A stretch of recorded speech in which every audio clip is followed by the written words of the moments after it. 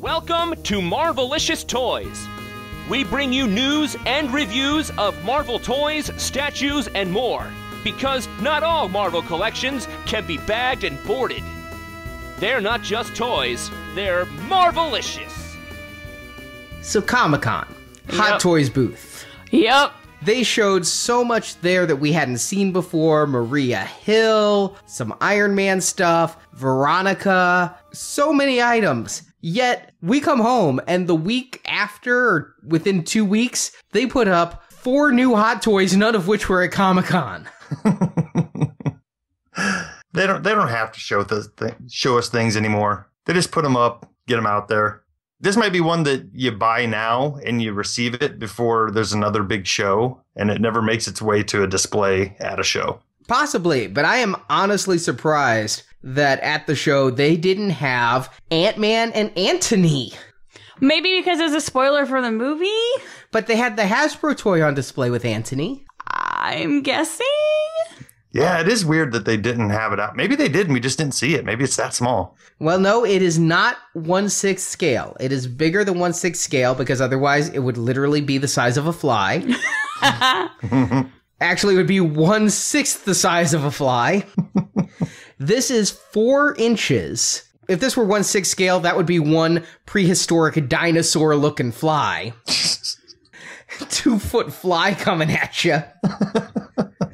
But it does come with a tiny Ant-Man on top. It's kind of like when they did the Hot Toys Baby Groots that weren't to scale with the 1/4 scale stuff, but it was just kind of a fun little tchotchke collectible. And that's what we've got going on here. This is a anyone can buy it item at $39.99, shipping in just a couple months. Yeah, pick this up and then just display it right on top of your little tiny helicarrier. That would look adorable. Which still has not gone up for pre-order. It wasn't on display this year. Perhaps it's going the way of the Rhino. But in their movie Masterpiece series, we did get 3 new characters. One coming either individually or in a 2-pack with an extra accessory. First is the Iron Man Mark 9 from Iron Man 3. Ooh.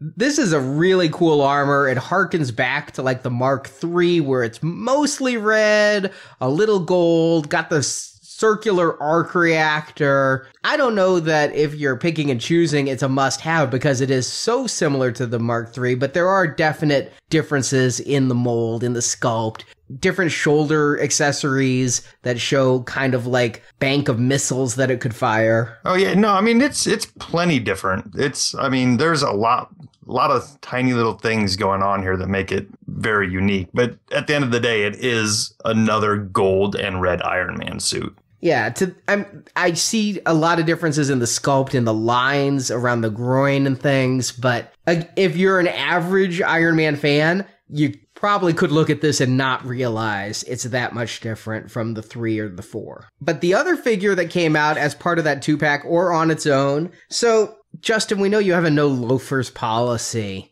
with your figures. What's your policy on wedges? This isn't even a wedge. This is a stiletto. Is it a stiletto? Yeah, this thing has just it's like a 4-inch heel if it were full scale. Oh, she does have stilettos. For some reason, I thought they were wedges. Oh, different pictures make them look different, I guess. But yeah. Well, I tell you what, I don't necessarily have a policy against wedges or heels or anything for that matter. I think I have more of a no Gwyneth Paltrow policy. So what you're saying is you're not a big fan of reading her website Goop. No, not at all. And I don't even mind her as a person. I think she does a great job in the role. But am I going to spend this much money on what is literally a glorified Barbie doll?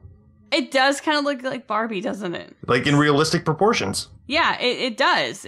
She's pretty boyish and it carries on. So you guys are going to judge me, aren't you? You're buying it or you've already bought it? It's possible a non-refundable deposit has already been paid. Oh, okay. Well, but for no other reason, we can find out how exacting they are. Let's take bets now. Did they paint nipples on this figure? I'm betting not. Yeah, probably not. The bucks are pretty blah. Well, if they don't, then I will offer that service. Well, there's one thing I find very interesting looking at the pictures on the site. I don't know if it's lighting and shadow or what, but it appears that there's like a dark area under her light shirt. Like she might be wearing a black bra under a white shirt. Do you mean, okay, when she was captured by Killian, he had put her in a yoga outfit. For some reason, he could only inject the extremis when people were like in workout clothes, I suspect. So I'm wondering if, well, none of the hands are even, I thought we'd get an extremis hand from her or something. Yeah, we don't get any extremis bonus features, but I am wondering, and it's pure speculation till I get it, if there's an action-packed Gwyneth under there.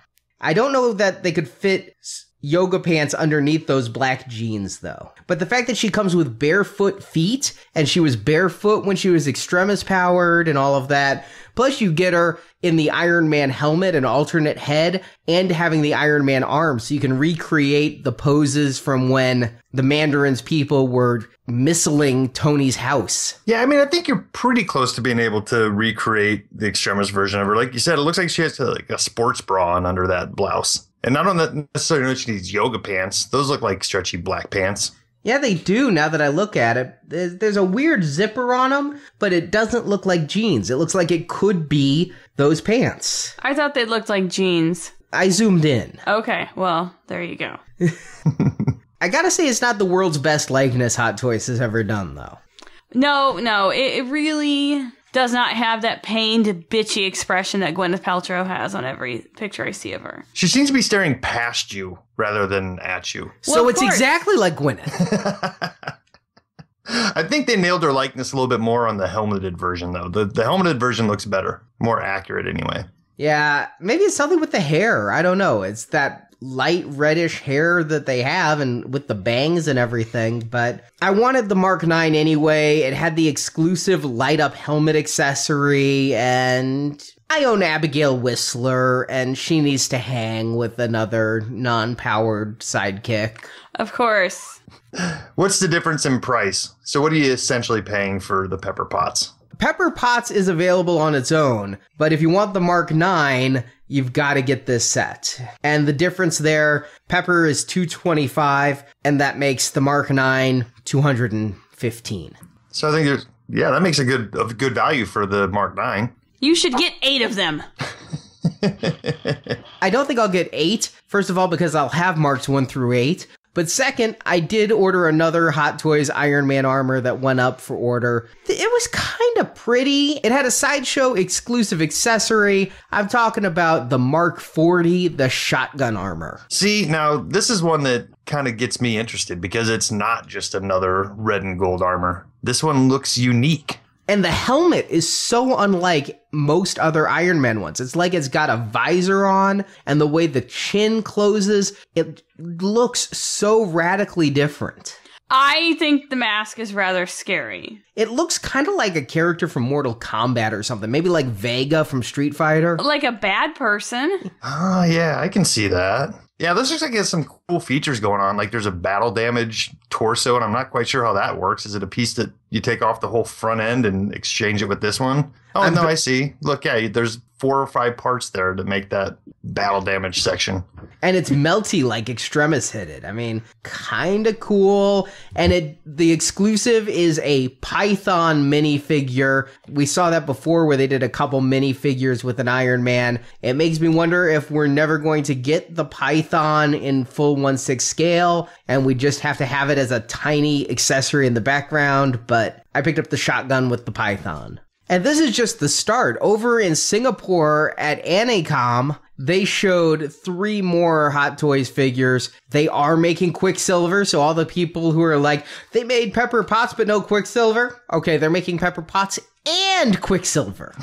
Well, I'm good. I can stop writing them letters now. And they're making a Nick Fury from Age of Ultron. All right.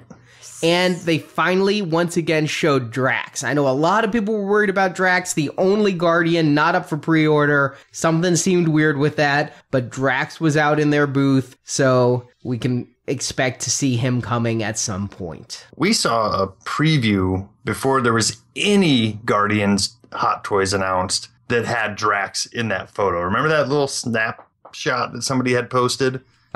Drax was in it. I bet you they've had a hard time figuring out how to get the paint on his tattoos right. We saw Drax last year at Comic-Con. He wasn't here this year, but remember how impressive the tattoos were? They were raised and everything. Yeah. But I bet for production, that might be tricky to maintain. That might end up being one of the most complicated figures.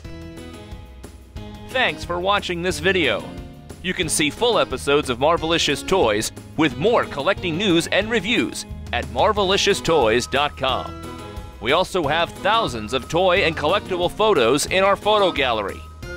If you enjoyed this video, please subscribe to our YouTube channel. Until next time, make mine Marvelicious.